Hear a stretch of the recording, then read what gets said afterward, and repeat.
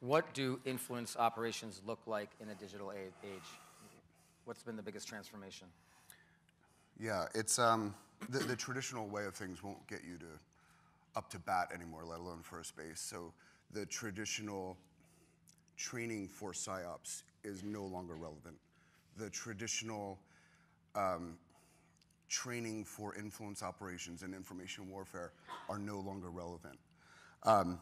Manufacturing consent begins with the weaponization of the meme, the weaponization of digital vectors, the weaponization of every granular layer within the labyrinth of a document, title. It's the weaponization of everything. And so, I don't know, should I go on? Yeah. Okay, so it used to be that Eddie Bernays, are you familiar with the book Propaganda? Eddie Bernays, anybody?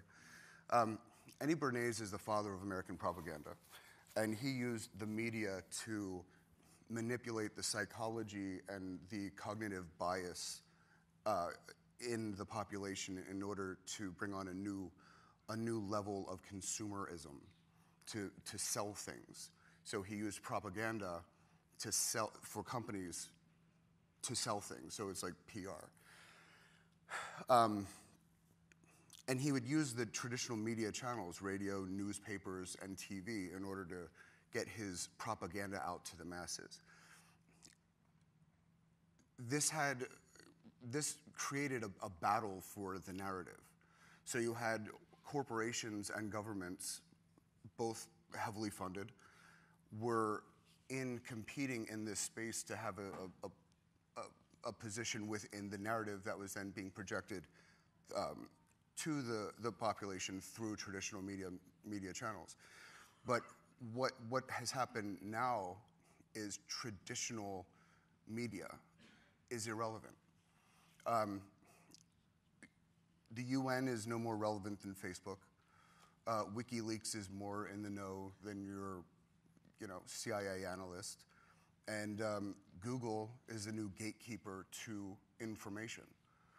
And so you have now a corporate nation-state censorship collective that started out as a dragnet surveillance capitalists, then became dragnet surveillance propagandists, and are now a full-fledged corporate nation-state collective.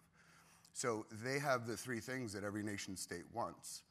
So weaponizing those vectors has become the priority for influence ops.